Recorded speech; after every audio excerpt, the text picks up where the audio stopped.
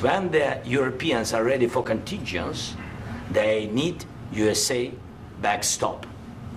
If there will not be United States, we will not never have any contingents, strong contingents from the Europeans, because they don't want to divide alliance, connection between the United States and the main and strongest ally and Europeans. And this is crucial, this is important. That's what we want to speak about very much. This is very important. And air defense. So air defense, really, we have big deficit with all these systems, and we need to provide this. We need it very much. Otherwise, Putin will never stop, and will go further and further. He doesn't want. He hates us, you know? It's not about me. He hates Ukrainians. He thinks that we are not a nation. He thinks, and he shared these thoughts, I think maybe with your team also, I don't know. But with all the Europeans, in media, officially and not, he always said that there is no such country, such nation, such language, and such life like Ukrainian. No, he really doesn't respect all the Ukrainians, and he wants to destroy us. And you are right, Mr. President, that's 2%. This document, maybe other documents, it's a very good start, very good, but it will not enough to stop this person. Should Russia pay to rebuild Ukraine? Mr. President, under these Should Russia pay to rebuild Ukraine? They have to pay. This question. This is the rule. This is the rule of the war. This is the rule of the war. During all the centuries, all the history, this is the rule of the war. Who began, those pay. Do you agree? This is the rule. Putin began this war. He has to pay all money for innovation. He has to pay. Of course, some Russian assets, what we have in Europe, about 300 billion, we can use them. We can use for innovation and buy military support from the United States also. We can do it, but it's not enough. It's not enough. President, under these circumstances, do you envision a trilateral summit with Putin and President Zelensky? Wait 1 second. I asked this question that you didn't like because I wanted to know if you want to position yourself in the middle between Russia and Yes. Ukraine, or on the Ukraine side. No, I'm in the middle. I want to solve this thing. I'm for both. I want to get it solved. And it's wonderful to speak badly about somebody else, but I want to get it solved. If we can solve it, great. If we can't solve it, they're going to have to fight it out, and who knows what's going to happen. But I want to see it get solved. May I follow up? One more question about U.S. troops in Europe. After Russian invasion of Ukraine, your predecessor sent additional troops to Eastern Europe, including Poland, my country. Yeah. Are you committed to keeping these troops on the eastern flank of NATO in the future? I'm very committed to Poland. I think Poland has really stepped up and done a great job for NATO. As you know, they paid more than they had to. They are one of the finest groups of people I've ever known. I'm very committed to Poland. What about Baltics? Poland's in a tough neighborhood, you know. What about the Baltics? The Baltics, they got a lot of, it's a tough neighborhood too, but we're committed. We're going to be very committed, and we're committed to NATO. But NATO has to step up, and the Europeans have to step up more than they have. And I want to see them equalize, because they are in for far less than we're in, and they should be at least equal. You understand that? Why is the United States, we have an ocean in between, why is the United States in for so much more money and other things as Europe? With that being said, and as you said, they've also been obviously very helpful, but we have put in far more than they have, and I think they should equalize. Mr. President, Please, go ahead. About the agreement again today, what changed between the first time that Secretary Bessent gave President Zelensky the agreement and today for the signing? We made a deal.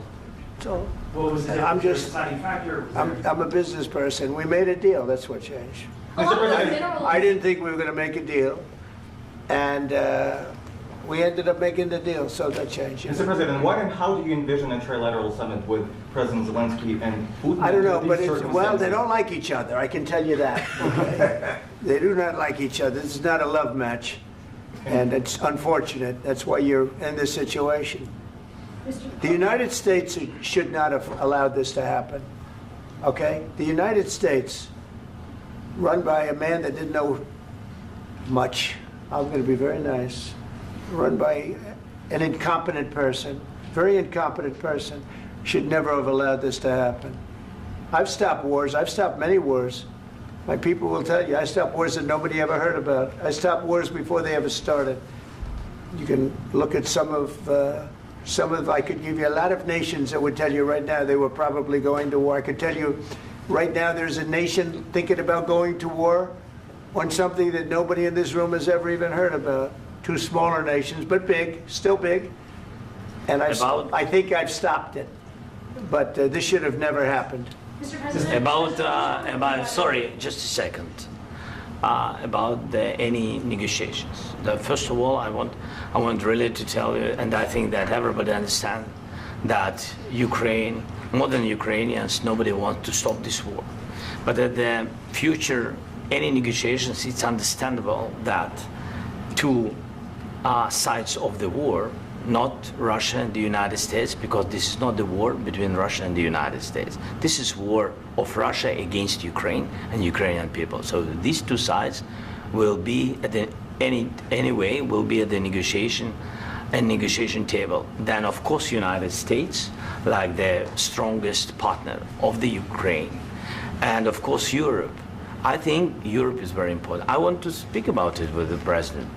Yes, Europe is very important for us because we really defend Europe for today. All Europeans really recognize that we are defending the line and they have real life and our people are dying. That's why they helped us. And also it's about the NATO. Yes, between, like the President said, you have big, nice ocean. Yes, between us. But if we will not stay, Russia will go further to Baltics and to Poland, by the way. But first to the Baltics. It's understandable for them because they've been in the USSR. You know, they've been one of the republics of the USSR, and Putin wants to bring them back to his empire. It's a fact. And when he will go there, if we will not stay, you will fight. Your American soldiers, it doesn't matter, do you have ocean or not, your soldiers will fight. Mr. President, would you be willing to visit Ukraine, maybe Kyiv or Odessa, which is known to be a dirty area with Black Sea? It was my question. I'm sorry. I don't want to talk about Odessa now. Let's not talk about Odessa. I want to talk about making a deal, getting peace. We don't have to talk about Odessa, but a lot of cities have been destroyed. A lot of cities that are not recognizable. There's not a building standing. No. And a lot of things have Mr. President, you have to come and to look. No. We have very good cities. Yes, a lot of things have been destroyed, but mostly cities alive, and people work, and children go to school. Sometimes it's very difficult. Sometimes closer to front line, children have to go to underground schools or online, but we live. Ukraine is fighting, and Ukraine lives. This is very important. And maybe it's Putin is sharing this information that he destroyed us. No, he lost 700,000 people, 700,000 soldiers. He lost everything. Yes. So. Mr. President, one more. I mentioned Poland. Please, go ahead. When did you last speak with President Putin, and what did he say that? A couple of days ago. And what did he tell you that gave you the assurance that he wanted peace? Well, that's what I do. My whole life is deals. I know pretty good. And I've known him for a long time. I've dealt with him for a long time. He had to suffer through the Russia hoax. You know, Russia was a hoax. It was all Biden. It was nothing to do with him. So he had to suffer through that, and he was able to do that. I think that he wants to make a deal, and he'd like to see it end. That's all I do. That's what I do. My whole life, that's what I do, is make deals. And I'm in the middle of a mess, because this is a real mess. It's a very dangerous one. If this doesn't get solved now, it's not going to get solved for a long time. So I hope we're going to get it solved. In the back, please. Thank you, Mr. President. Prime Minister Starmer claimed repeatedly that his government believes in free speech and was not engaged in censorship. But his country's government arrests people for memes and thought crimes, and even more worrisome is pressuring American companies to censor Americans on its behalf. How can he be a reliable, trustworthy partner when he says things that are demonstrably false on such an important topic? Well, we actually spoke to him about that yesterday, and we thought they took it very, very much too far. JD was very strong on it, so was I. So was Marco, and we've been speaking to him about it. Marco, would you like to say something about that? We have concerns, obviously, with the conduct of those, particularly as it impacts Americans. And there's real concern that American speech, which is online, could fall into the hands of British or any country's jurisdiction. And so this is a point the Vice President made at Munich, and I think it's a very compelling one, that what unites us with Europe, as much as anything else, is these shared values, and one of them being free speech. And so if Americans are threatened by it, we're going to need to take action in that regard. Mr. President.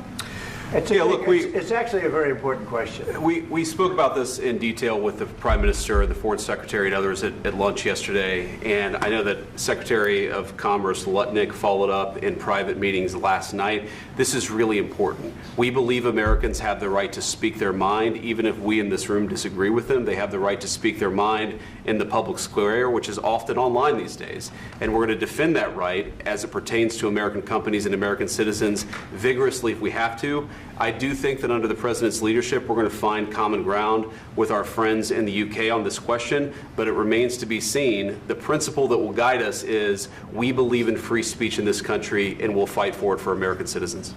Mr. President, on the deal, is there any other oil and gas component to the deal? Is it all critical? A little bit. We'll see. On LNG? But we're not really looking for that so much. We got a lot. We have more than anybody in the world, by far. So no, we're not talking about it too much, but a little bit. I think it affects also, but for the most part, no. And sir, is there any agreement from Ukraine to purchase U.S. LNG as part of the deal, or is that on the table at all? No, we don't need that. Mr. President, I just wanted to ask you about, you just mentioned that you'd spoken to Vladimir Putin a couple of days ago. Just to be clear, that's a new call, not the one that you... I've spoken to him on numerous occasions. Okay, and how was the latest call? What did you discuss? How did it go? Are you serious with that question? I am, I'd love to know. It went well. I think we're going to have a deal. On the minerals deal, Mr. President, some of those minerals are in the east of Ukraine, not far from the front lines and in areas that Russia has occupied. Will you direct President Putin to withdraw his forces from those areas if there's U.S. interest? Well, we'll take a look at the time. We have a lot of area. It's a very big area we're talking about, so we'll take a look. I'll study that and I'll see. And who would protect those minerals if they are U.S. interests? Would that be Ukrainian forces? They'll be protected. European The agreement forces? will protect them. U.S. The forces? agreement, yeah, we're signing an agreement. Right, but what if Russia tries to invade or there's Russian aggression in those spots? I just told you, I don't think that's going to happen. And if that were going to happen, I wouldn't make a deal. If I thought that was going to happen, I wouldn't make a deal. Some people may wonder why. You know, they ought to focus on CNN on survival, not asking me these ridiculous questions. Focus on surviving, because CNN's got such low ratings. I don't think they're going to survive. Let's go. Please, One more. Since I already mentioned Poland. Poland was under Russian control for decades after the Second World War. When I was a kid, I looked at the United States not only as a most powerful country, richest country in the world, the country that has great music, great movies, great muscle cars, but also as a force for good. And now I'm talking with my friends in Poland, and they are worried that you align yourself too much with Putin. What's your message for them? Well, if I didn't align myself with both of them, you'd never have a deal. You want me to say really terrible things about Putin and then say, "Hi, Vladimir, how are we doing on the deal?" That doesn't work that way. I'm not aligned with Putin. I'm not aligned with anybody. I'm aligned with the United States of America and for the good of the world. I'm aligned with the world, and I want to get this thing over with. You see the hatred he's got for Putin. It's very tough for me to make a deal with that kind of hate. He's got tremendous hatred, and I understand that, but I can tell you the other side isn't exactly in love with, him either. So it's not a question of alignment. I'm aligned with the world. I want to get the thing set. I'm aligned with Europe. I want to see if we can get this thing done. You want me to be tough? I could be tougher than any human being you've ever seen. I'd be so tough. But you're never going to get a deal that way, so that's the way it goes. All right, one more question. I would respond to this. So look, for 4 years in the United States of America, we had a president who stood up at press conferences and talked tough about Vladimir Putin, and then Putin invaded Ukraine and destroyed a significant chunk of the country. The path to peace And the path to prosperity is maybe engaging in diplomacy. We tried the pathway of Joe Biden of thumping our chest and pretending that the President of the United States' words mattered more than the President of the United States' actions. What makes America a good country is America engaging in diplomacy. That's what President Trump is doing. Can I ask you? Sure. Yeah? Yeah. Okay. So he occupied our parts, big parts of Ukraine, part of East and Crimea. So he occupied it on 2014. So during a lot of years, so I'm not speaking about just Biden, but those time was Obama, then President Obama, then President Trump, then President Biden, now President Trump, and God bless, now President Trump will stop him. But during 2014, nobody stopped him. He just occupied and took. He killed people. You know what the contact line? 2015. 2014 2014. and 2014. 2014. Yeah. So I was, he killed, I was not here. Yeah, but That's exactly right. Yes, but during 2014 till 2022, yeah, the situation the same. The people have been dying on the contact line. Nobody stopped him. You know that we had conversations with him, a lot of conversation, my bilateral conversation, and we signed with him, me, like a new president. In 2019, I signed with him the deal. I signed with him, Macron and Merkel, we signed ceasefire.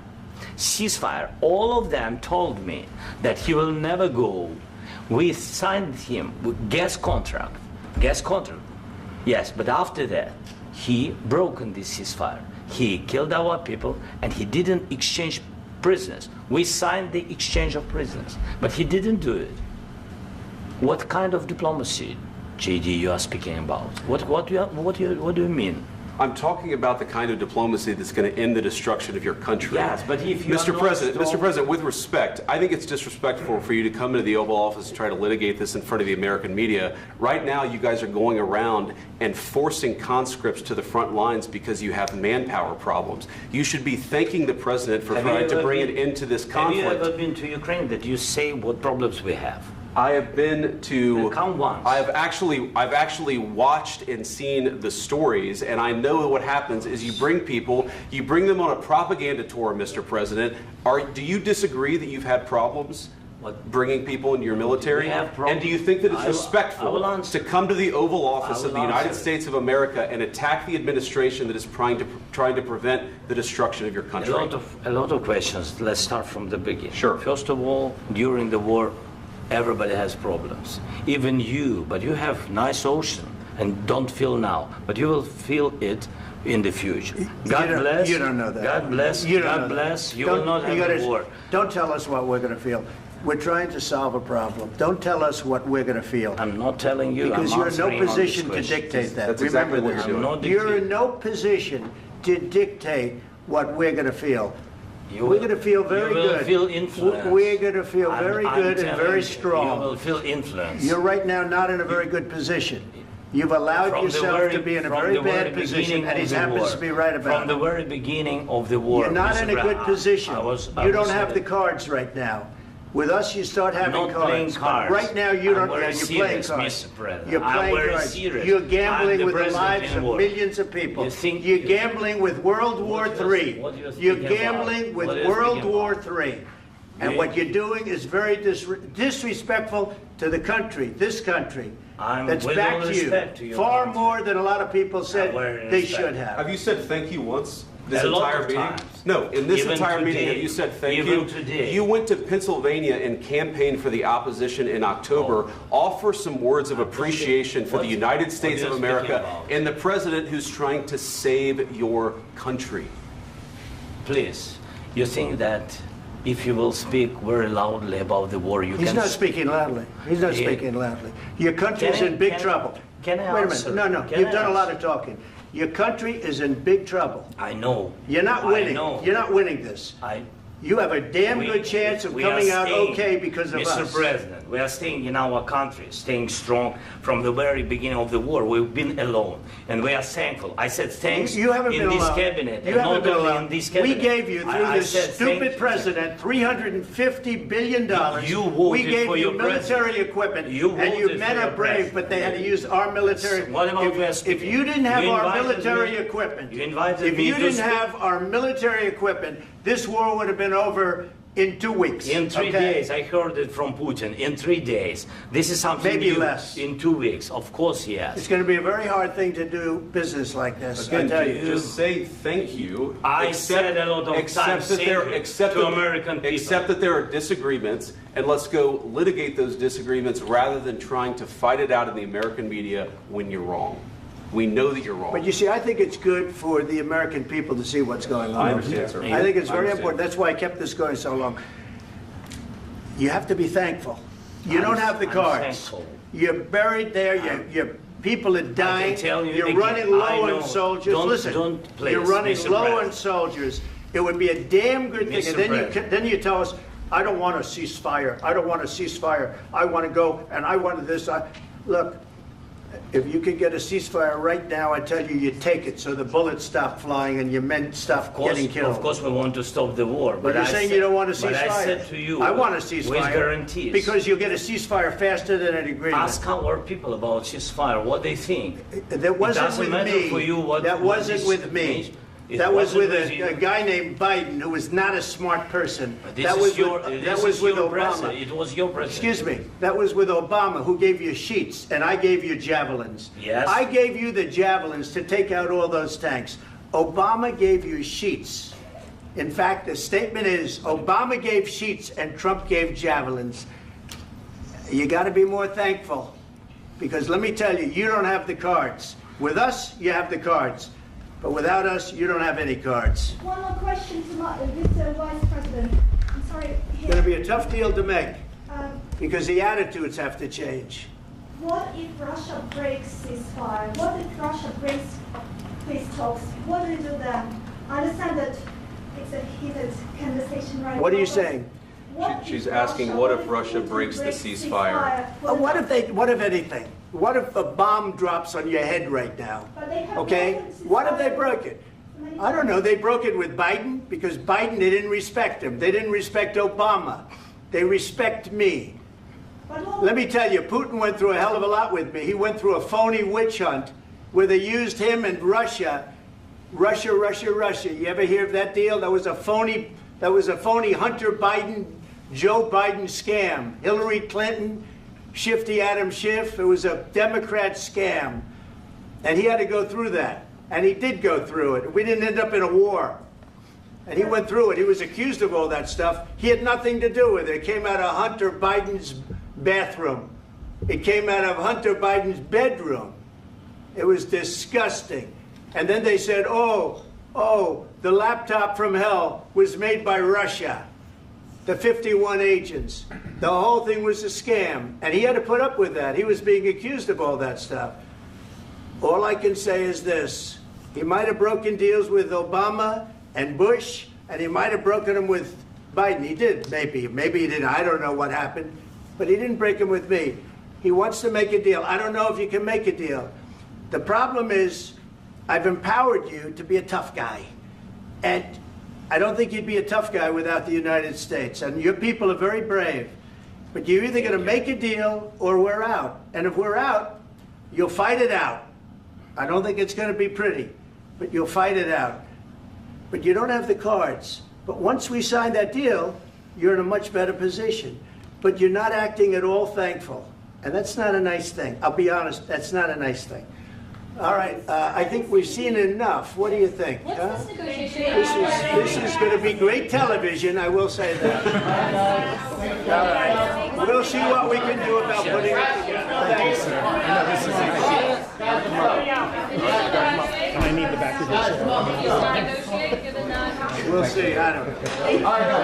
Guys, come on. Wait, hey, let's go. Guys, come on, let's move.